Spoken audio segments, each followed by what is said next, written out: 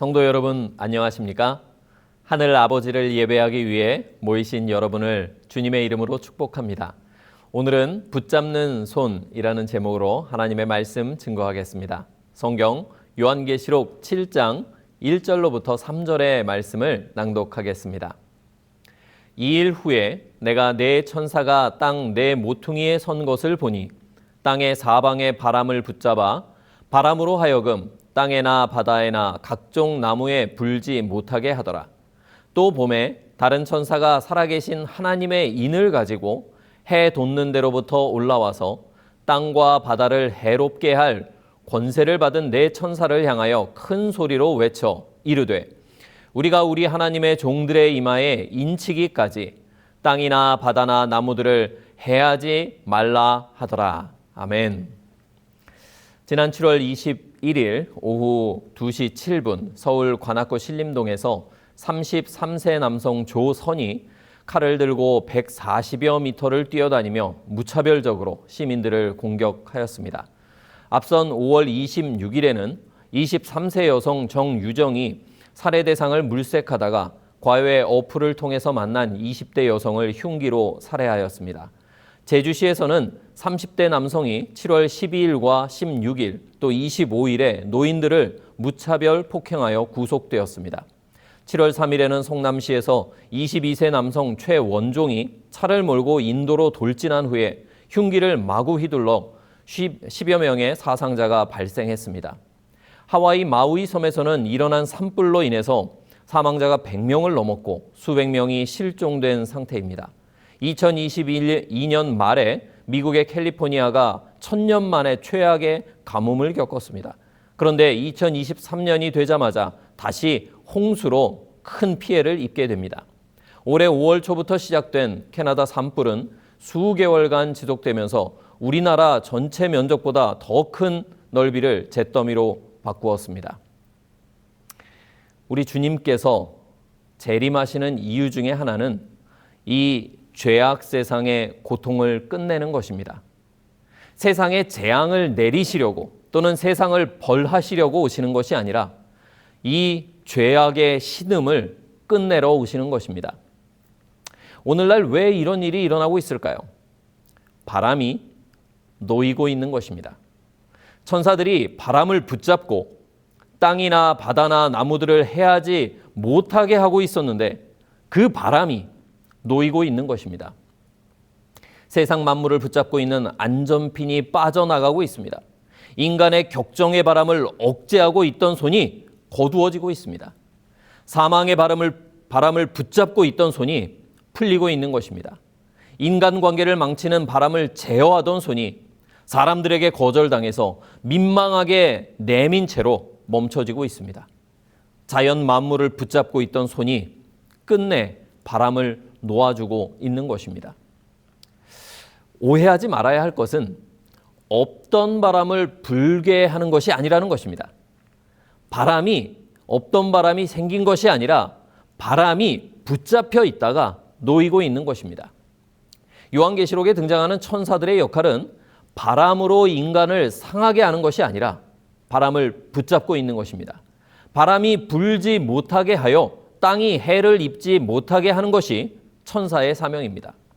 바꾸어 말하면 원래는 바람이 부는 것이 정상인 것입니다.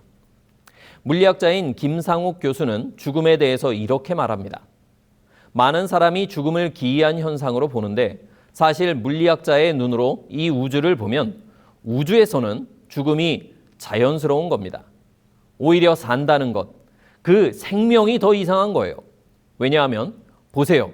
우리 주변에 대부분 다 죽어 있어요. 땅바닥 죽어 있죠? 자동차도 죽어 있죠? 지구의 이 돌과 땅과 바닷물 이런 거 다 죽어 있어요. 사실 지구 바깥에서 생명체를 본 적이 없어요.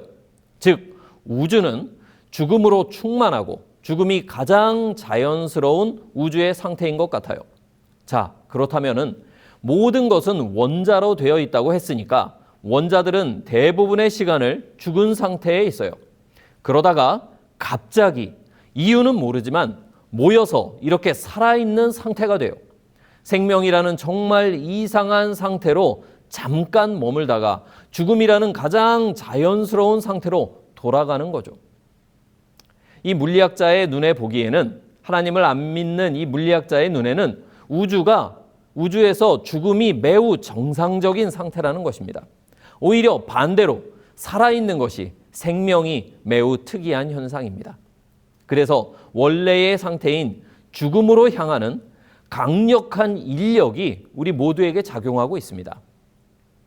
열역학 제2법칙이라는 것이 있습니다. 엔트로피의 법칙이라고도 하죠. 만물의 무질서도가 증가한다는 것입니다. 모든 것이 소멸의 방향으로 가고 있습니다. 간단히 예를 들면 집을 건축하면 곧 낡아집니다. 시간이 지날수록 새 것이 되는 집은 없습니다. 새 차를 사면 기분이 좋지만 곧 이내 점점 망가집니다. 집을 정리해 놓으면 어지럽혀지고 생명은 결국 사망으로 끝납니다. 모든 것이 이렇습니다. 죄의 세상에서는 이 결말을 벗어날 수 없는 것입니다.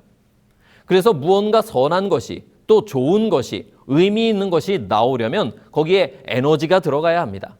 아무것도 안 하고 가만히 있는데 좋은 결과가 나오지 않는 것입니다. 이것이 법칙입니다. 기도를 안 하는데 응답이 있을 수 없습니다.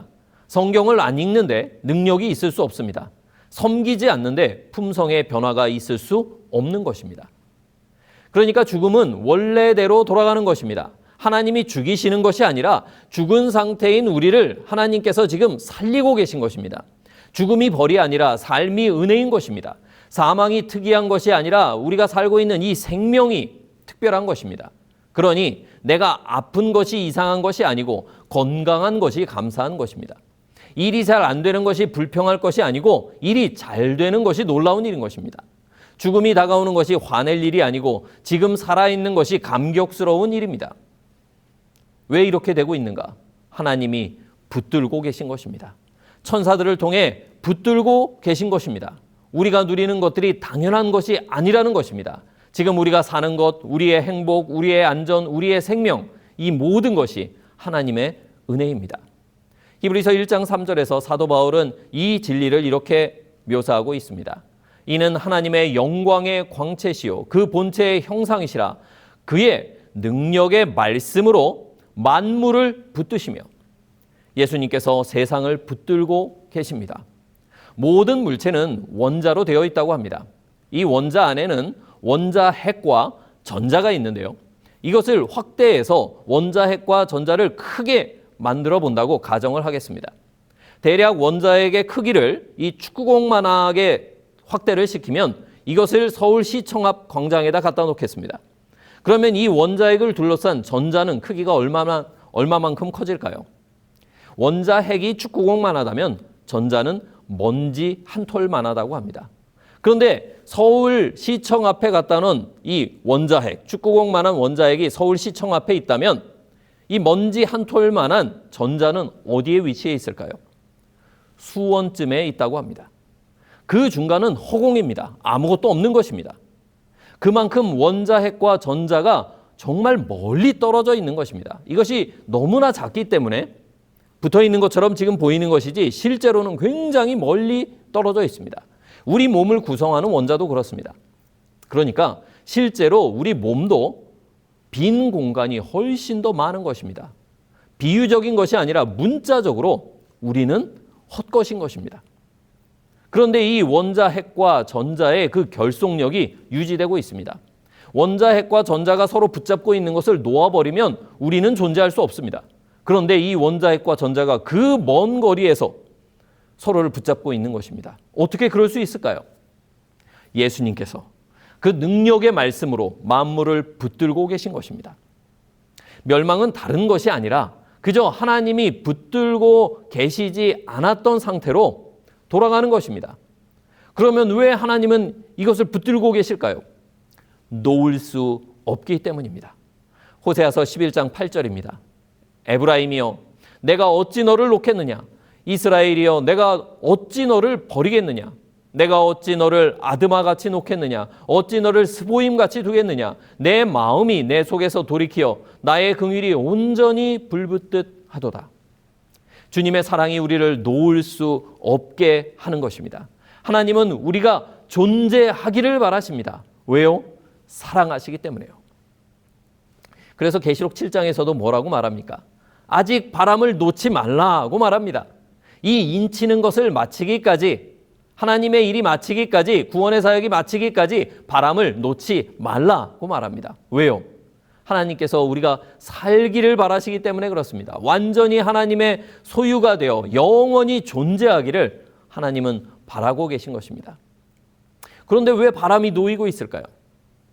인치는 사업이 맞춰지고 있는 것입니다.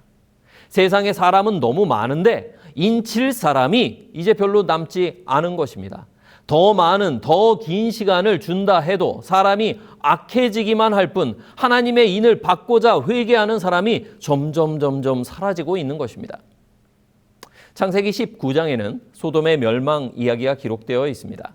내용이 길기 때문에 부분적으로만 읽겠습니다. 창세기 19장 12절로 16절입니다. 그 사람들이 롯에게 이르되 이 외에 내게 속한 자가 또 있느냐? 내 사위나 자녀나 성중에 내게 속한 자들을 다 성 밖으로 이끌어내라. 그들에 대한 부르짖음이 여호와 앞에 크므로 여호와께서 이곳을 멸하시려고 우리를 보내셨나니 우리가 멸하리라.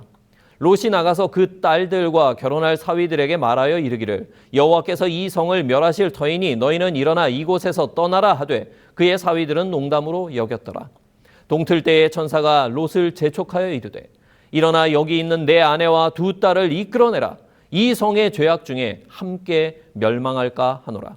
그러나 롯이 지체하매 그 사람들이 롯의 손과 그 아내의 손과 두 딸의 손을 잡아 인도하여 성 밖에 두니 여호와께서 그에게 자비를 더하심이었더라.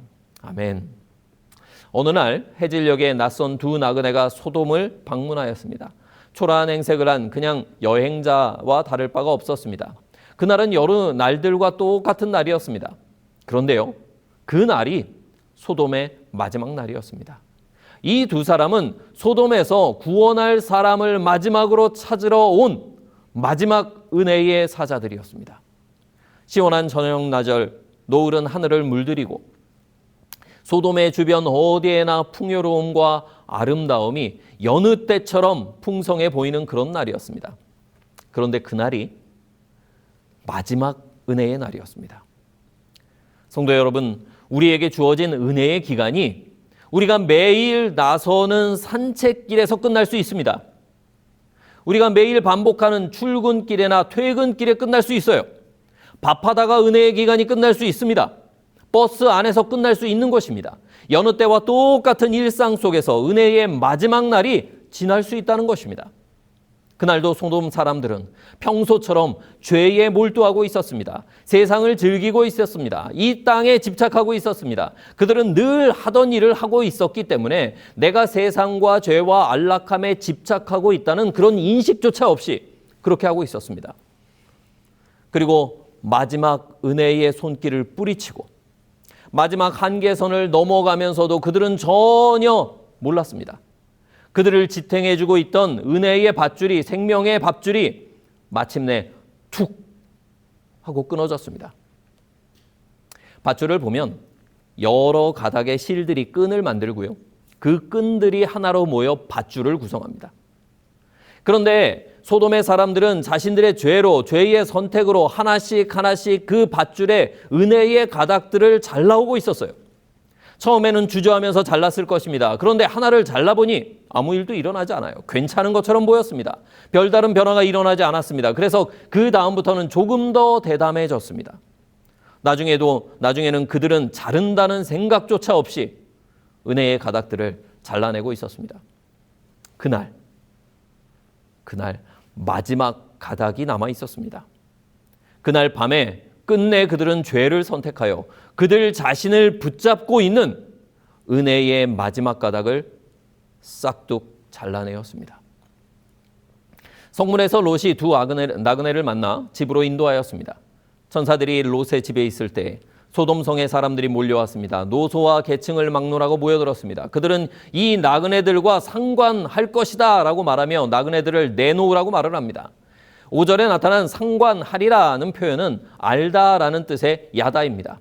성경에서 부부의 성관계를 지칭할 때 사용되었던 단어입니다. 이것은 동성애에 대한 요구였습니다. 처음에 롯은 그들을 설득하려 했습니다. 그러나 그들은 롯을 거칠게 대하며 죽일 듯이 달려들어 문을 부수고 들어오고자 했습니다. 천사들이 폭도들의 눈을 멀게 하고 롯을 구출해냈습니다.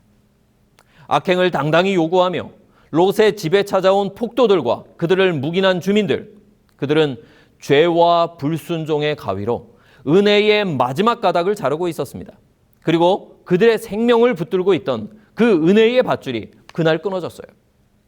그들은 그들의 생명을 붙들고 있던 손을 스스로 끝내 뿌리쳤고 그들의 생명은 그날이 마지막이 되었습니다. 이런 가운데서 하나님께서 여전히 소돔 사람들을 사랑하고 계셨던 것을 우리가 어떻게 알 수 있을까요? 18장에 나온 하나님과 아브라함의 대화를 통해서 알 수 있습니다. 하나님은 10명만 있으면 이 파멸의 계획을 철회하시고자 하였습니다. 또 소돔에 간 천사들의 행동을 통해서 하나님의 사랑을 알 수 있습니다. 천사들은 끝까지 그날 마지막까지 한 사람이라도 더 구하려고 했습니다. 천사는 멸망 직전까지 살릴 사람을 찾았습니다. 왜요? 그렇게 명령이 떨어졌으니까요. 할 수 있는 대로 많은 사람을 구원하라고 하나님께서 명령하신 것이었습니다. 하나님께서는 정말 요만큼의 명분이라도 있으면 사람을 구원하고자 했습니다. 멸망은요, 그 마지막 한 조각의 구원의 명분조차 사람이 스스로 걷어차 버릴 때 임하는 것입니다. 은혜의 마지막 가닥이 끊기고 나자 상황이 급박하게 돌아가기 시작했습니다. 파멸의 시계가 돌아가고 있었습니다. 12절에 보면 천사들이 급하게 묻습니다. 더 살릴 사람이 없습니까? 사위나 자녀나 가족들 다 성 밖으로 끌어내세요.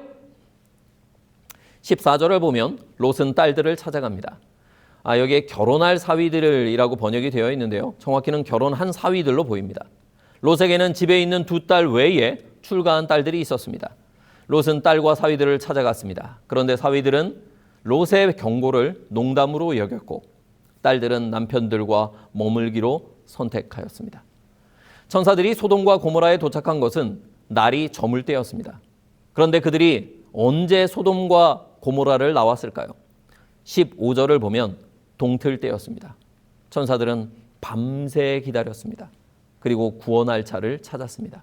그러나 결국 못 찾았습니다. 롯의 가족 그 4명밖에는 찾을 수가 없었어요. 멸망을 피하고자 하는 사람이 없었습니다. 정확히는 멸망이 온다는 것을 믿는 사람조차 없었습니다. 심지어 롯도 이 멸망의 소식을 아주 확고하게 믿지 못하고 있었습니다. 뭘 보면 알 수 있을까요? 16절에 롯이 지체하였다라고 말하고 있습니다. 롯이 갈 생각을 안 했습니다. 결국 천사들은 어떻게 합니까? 천사 둘이서 한 손에 한 명씩 롯과 그 아내 그리고 2딸의 손을 붙잡고 끌고 가듯이 그 성에서 나왔습니다. 여기서 손을 잡다라는 단어가 하자크인데 아주 강하게 붙잡는 것을 말합니다. 우리의 구원은 우리의 열심이 아니라 하나님의 열심으로 이루어집니다.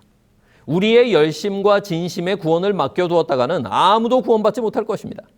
하나님이 구원하지 않으면 견딜 수가 없어서 구원하시는 것입니다. 하나님은 어떻게 해서든지 우리를 구원하시고자 하십니다.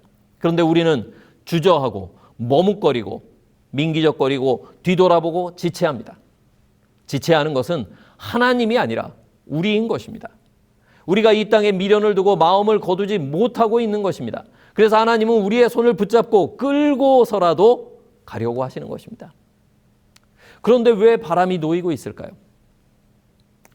우리가 뿌리치는 것입니다.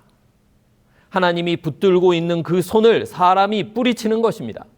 하나님께서는 성령의 가마로 사람들을 붙들고 계십니다. 그런데 끝내 거절하면, 계속 거부하면 그것을 강제하실 수 없어요.